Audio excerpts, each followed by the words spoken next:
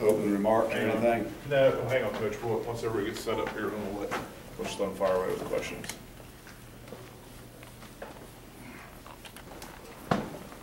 All ready? All right, go ahead. A lot of you guys obviously have never played in a 4-2-5 before. First 2 days, a lot of emphasis on learning. How have you seen them adjust and transition into that style? It's been a typical first 2 days of practice, regardless of what we're running. We've kind of loaded them up with a lot of things, and for the most part, the retention on the field has been pretty good. We've had a lot of meeting time, a lot of film time, and a lot of preparation off the field, but especially with a late start on the calendar.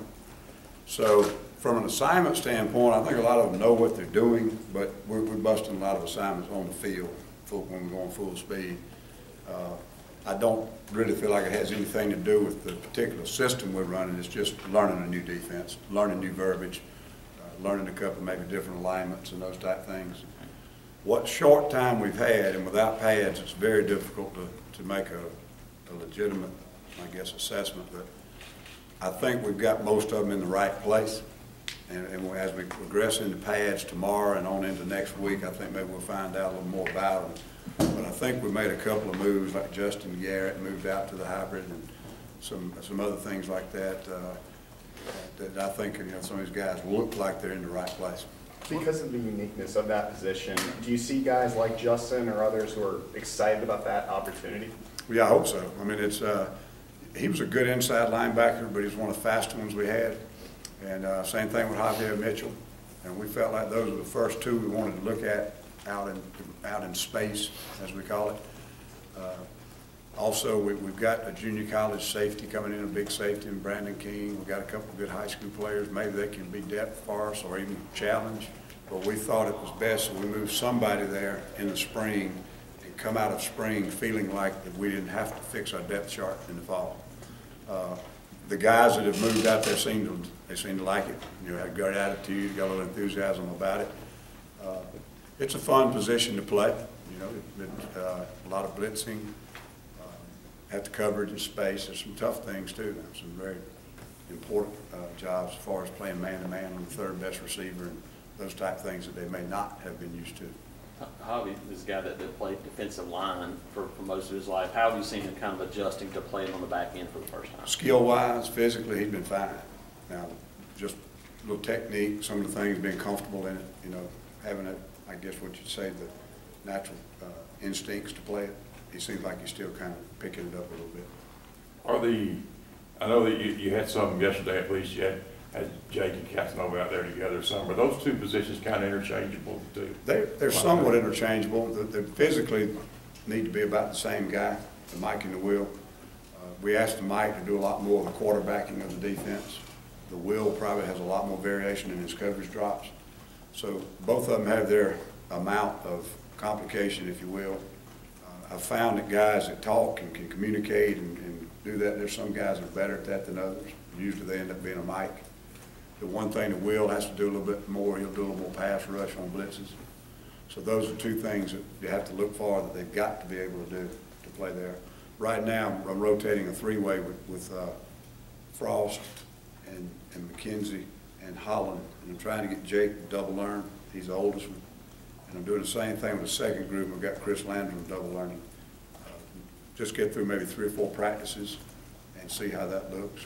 Chris had changed positions last year. Now he's back at linebacker. Did that just come from you just watching tape and say that feeling like? Yeah, and what I saw in tape, he was an inside backer. Right. What amount he did get to play last year, and I did recruit him out of high school as a junior. He's the one player on this football team I saw as a high school player and actually recruited at South Carolina. But I think he fits. He's another one we thought about looking at the star, the hybrid, but felt like he was going to be better inside. What I've been impressed with him right now, he's physically very quick, but I've been really impressed. He talks. You know, even when he makes a mistake now, he's confident. And I say that, and I don't mean it in jest. You know, Coach Stallings used to have a saying, I can fix a wrong decision, but I can't do anything with no decision. And that's the thing about Mike linebackers got to talk. He's sitting up front. He's calling some of the blitzes that we do at the line of scrimmage. He's got to make a decision. And one thing I've seen about him now, he'll pull it real quick. He'll pull that trigger quickly and get us going. Coach, what have you seen out of your D line in the first 2 days, and what do you want to see immediately when you put the full pads on? The one thing I see about them, and I see it almost in every position, I have never been at a college spring practice since the scholarship limits were changed, what, 15, 20 years ago. Never seen this many live bodies. Now, I'm not saying they're all players, we'll have to find out, but I'm talking about bodies. We are deep, and so there's a lot of competition. I think physically, size-wise, we're okay. I don't think we really know about the physical toughness at the point of attack and the edge rush until we really put the pads on.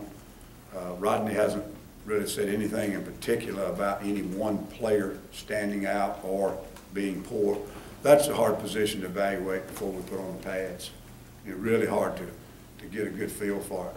But I do like the fact we got a lot of healthy bodies, got a lot of big guys, got a lot of rotation, got a lot of competition.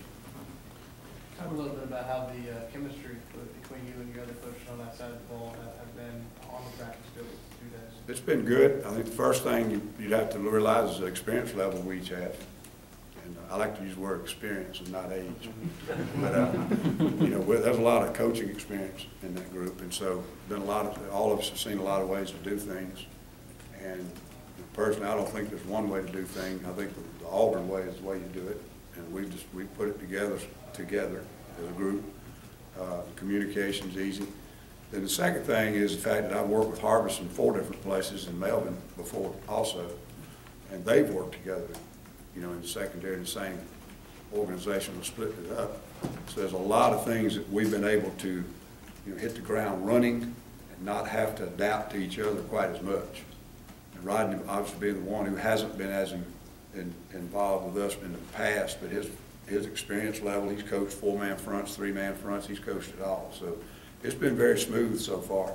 How have you specifically seen that past experience that you had with the guys working with them pay off and transition to practice as opposed to a staff that maybe doesn't have that experience? Well, the first thing is when you first come together as a staff and you start trying to put the scheme together, it makes things go faster. You know, you go back to a coverage that you've all run before, and the techniques and the communication that goes on between the defensive backs and linebackers, and we've all changed some things in those 7, 8 years we've been apart, but we're still using some of the same techniques and adjustments and checks to different formations and movements, so we don't have to sit there and tear it apart for an hour and go back and forth. We did that a while back, and we came up with the way we thought was the best way. So now we're putting it in, and about 80 to 90% of it is just the way we always did it. You know, we're going to check this coverage to that formation, we're going to rotate here, we're going to do this, we're going to do that. And so it really eliminated a lot of the crunch time that we had to put in trying to get the defensive book together. Coach, on the practice field, somewhat similar. I mean, the communication out there between players, we got to have the same communication, player to coach and coach to coach, et cetera. And that's going a lot smoother too. Coach, can you comment on Demetrius McNeil? He played a lot against the run and had to drop into the box a lot last year, and he said he's going to be playing the boundary safety. What went into that decision to move him to that spot? Really, you answered the question. Our boundary corner and our boundary safety, because of the fact that we don't run defensive backs across the formation, what I call single width formations, when there's no wide outs to the boundary side, our boundary corner and boundary safety are very involved in fitting against the run. We drop the boundary safety in the box a lot. And boundary corner will be edging the box sometimes when people do not put a wide out into the boundary. So they both have to be our two more physical, size-wise, our two more physical defensive backs. You know, I've had sometimes like at Carolina, our big hitter back there was the free safety, Swearingen, but he wasn't the biggest and strongest. He made the big hits in the open field, but we had to have a 200-pound kid at the boundary corner and the boundary safety to be able to come down and fit the run. He's a guy who's the most productive returning player on paper. Last season, the most tackles returning. He's the returning senior next season. He says he wants to be a leader. What have you seen so far, whether it be on the field the past couple of days or before meeting rooms and things like that, from him that he can be a leader? He's been really good, and it's easy to tell his experience level. He picks up things quickly. And again, we're trying to talk about a defensive unit that hadn't put pads on yet, so I'm a little reserved on my comments about what they will be or what they can be, but he seems to pick things up quickly and understands the flexibility of our defense. and has done a real good job. And hopefully he can be that guy. The only thing we're worried about is the shoulder, you know, and it's healed up pretty good, and he feels good about it. You said Jake's working at will. Who else is there? Casanova. Oh, okay. Yep. I've got Frost and Casanova. I'm trying to keep them, stay at Mike and Will for a while. They're the younger guys. I don't want to get them confused. Jake's a little older. I've got him right now trying to pick up both. And then I'm doing the same thing with the second group. Chris Landrum, who has not actually been a defensive player that much, but he's picked things up pretty quickly in that second group. So I've got him playing a little bit of Mike and Will, the Darius Owens at the Will, and Darius Owens at the Mike and Anthony Swain at the Will. And it's all in pencil now. And I don't mean to say that in any way not to be complimentary of our players. Right now, I'm really pleased with their effort. Their attitudes are good. They're trying to be like sponges. You know, it's kind of hungry to learn something. They're taking a great attitude about that. Their effort's been good on the field. We got a long way to go, but you know, in saying all that, our whole depth chart's in pencil. I mean, you know, nobody's really done anything right now to say that they're a starter.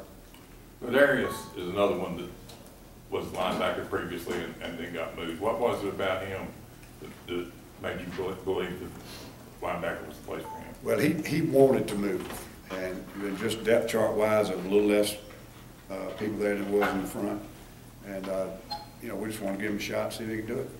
And he looks comfortable there. You know, I don't know how many plays he'll make once we go live, but he looks comfortable with it. He's picking up coverage and drops and things that a defensive lineman wouldn't normally have done, but they probably dropped out a little bit of zone blitzes or something. But he wanted to do that when he looked at the scheme and asked could he move to backer, and we said sure. So we'll work him there as long as we can and let him fight for the 2D. Coach, you talked Couple about, more for him. you talked about being in the classroom and picking up to all that and then putting it on the field. How many practices do you need to see in full pads to let you know that they're grasping what you're trying to do? But I think we'll see individuals, you know, in the first 30 minutes we put on pads. We'll see a couple of those guys really jump out in a positive way, and we'll see some we'll be like, you know, we'll know it's probably no hope down the road. But I mean, I really think it's going to take halfway through spring practice before we could look at them as a unit and have a real good feel for our overall depth chart and who's really playing well and who can help us on game day in the 2D.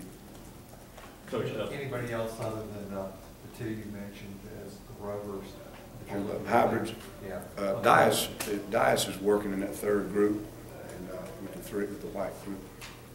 Coach, I know they're all new players for you, but when you look back on film, you can have a chance to look at Ben Bradley as a JUCO transfer. What have you seen from him thus far, both in the meeting room and on the field? I haven't noticed him on the field, really. You know, we had one practice, we've watched the tape and all that. Rodney's been overall pleased with him. What I have noticed is when he came in, he wasn't in very good condition. And from the day he's come in through the off-season program, he made wonderful progress. He dropped about, I think he dropped about 15 pounds. Looks more flexible. Just redirection drills and all the things we were doing in the off-season program, I think he probably improved about as much as any defensive or offensive lineman we had. Good. Thanks, Eric.